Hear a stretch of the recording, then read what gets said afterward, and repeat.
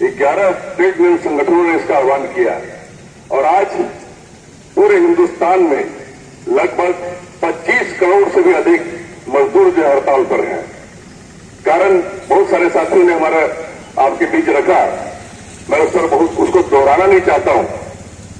मैं सिर्फ ये कहना चाहता हूं कि ये 4 श्रम कानून हटा लेने से, इस 4 श्रम कानून जो है लागू करने से और बाकी जो हमारे जो पुराने कानून है उसको हटाने से क्या होगा। बहुत सारे साथियों ने इसका जिक्र किया। मैं कुछ जो बिंदुओं पर आपका ध्यान आकृष्ट करना चाहता हूं। सबसे बड़ी बात कि जो ट्रेड यूनियन का अधिकार, ट्रेड यूनियन अधिकार को पूरी तरह से खत्म करने की साजिश है। पूंजीपतियों के पक्ष में ज्यादा से ज्यादा जो है आप कुछ नहीं बोल पाए, जो मनमानी चाहे करें, ऐसी छूट जो है देने का के लिए श्रम जो लेबर जो कोड का जो बनाया गया, इसके पीछे मकसद है। आप समझ सकते हैं हमारे बीच जो चाहे परमानेंट साथी हो, चाहे हमारे ठेकेदार बंधु हो, आप अगर ड्यूटी करते हैं, आज आपने अटेंडेंस दे दिया तो आपकी एक हाजिरी पक्की हो गई है ना। लेकिन ये श्रम कानून आने के बाद पर डे और हाजिरी वाली बात नहीं होगी, आपको घंटे के हिसाब से भी रखा जा सकता है। यानी पर आवर, प्रति घंटे जो है मजदूरी निर्धारित होंगे। अगर आपका काम 3 घंटे का है तो 3 घंटे के लिए आपको एंगेज किया जाएगा। समझ सकते हैं, ट्रेड यूनियन करने का अधिकार जो है खत्म। अगर इसके खिलाफ आप जाइएगा तो निश्चित तौर पर उसमें जो है प्रावधान बना हुआ है, उस पर जो क्रिमिनल केस आप पर लागू होगा, नेताओं पर होगा, जो मजदूर उसमें शामिल होंगे उस पर होगा। तो इसका मतलब क्या है कि किसी तरह से जो पुराने, जो एक समय में मजदूरों को जो गुलाम समझा जाता था, वो गुलामी प्रथा फिर से सरकार लागू करना चाहती है। तो इसके खिलाफ तो लड़ना पड़ेगा। साथियों, जैसा कि हमारे पुराने पूर्वोत्तर साथियों ने कहा कि ये कारखाना जो है उत्पादन 2019 दिसंबर से बंद है। हम लोग लगातार इसकी मांग कर रहे हैं, क्योंकि हम लोग जानते हैं कि जब तक कि कारखाना में उत्पादन शुरू नहीं होगा तब तक इसका जो है परमानेंट जो सोल्यूशन नहीं है, एक अस्थायी समाधान नहीं है। चाहे परमानेंट मजदूर रहे, चाहे हमारे ठेकेदार मजदूर साथी रहे, हम लोग लगातार इसकी मांग कर रहे थे। अभी आप जानते हैं, हमने पहले भी कहा था गेट मीटिंग में कि जैसे जैसे जो है माइंस में जो है माइंस जो बंद पड़े हुए खुलना शुरू होगा, हम लोग उसी तरह से मजबूती के साथ मैनेजमेंट के सामने अपनी मांग रखेंगे। और अभी कुछ दिनों पहले आप मालूम होगा, इसके पहले हम लोगों ने जो है प्रधानमंत्री से लेकर के खान मंत्री तक को भी चिट्ठी लिखा और उस चिट्ठी के माध्यम से हमने कहा कि आप जो है हिंदुस्तान कॉपर एक चीज जो है बोलता अपने आप को सबसे अलग, कि हिंदुस्तान कॉपर ही एक ऐसा ताम्र कंपनी है जो उसको वर्टिकली इंटीग्रेटेड कॉपर प्रोड्यूसर बोला जाता है। जो है हिंदुस्तान कॉपर एक कंपनी है जो मतलब जो पूरे हिंदुस्तान के अंदर, लेकिन आप तो इसको जो आज माइनिंग कंपनी बना रहे हैं, ये तो एक मतलब जो है माइनिंग कंपनी बंद करके रह जा रहा है।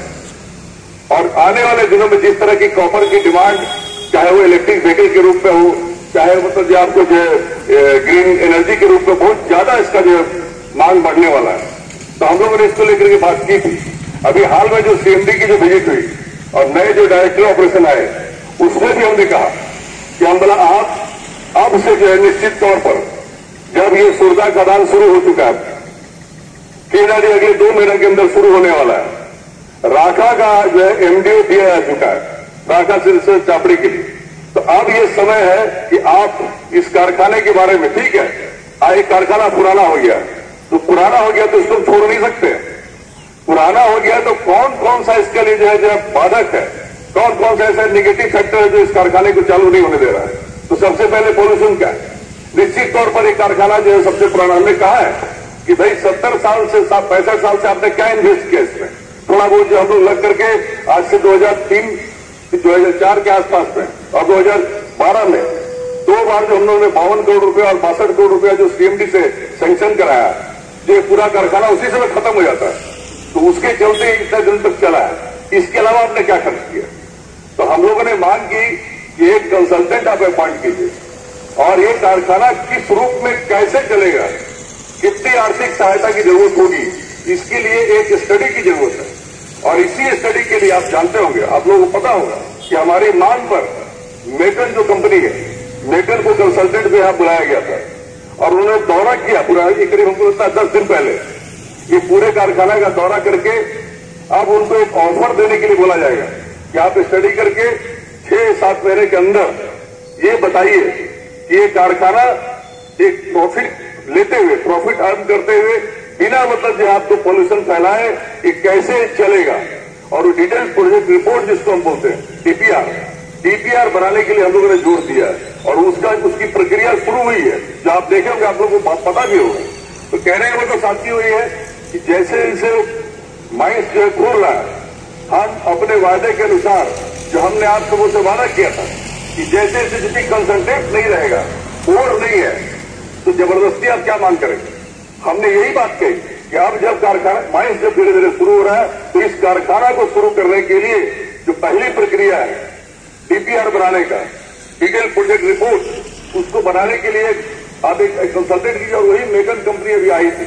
अभी हम लोग उसके पीछे लगे हुए हैं कि जल्द से जल्द वो अपनी रिपोर्ट पेश करे और रिपोर्ट के बाद कैसे कारखाना खुलेगा, उसके लिए कितने पैसे की जरूरत है, इसके लिए हम लोग जो है सांसद से लेकर के मंत्रालय तक हम लोग जो है यूनियन की तरफ से हम लोग प्रयासरत रहेंगे। सारे स्टेट यूनियन के साथियों को लेकर के हम लोग कोशिश करेंगे आप सबों के सहयोग से ये कारखाना दोबारा मतलब यहाँ प्रोडक्शन जो है शुरू हो, उत्पादन शुरू हो, उसके लिए हम कटिबद्ध है, हम कमिटेड है इसके लिए।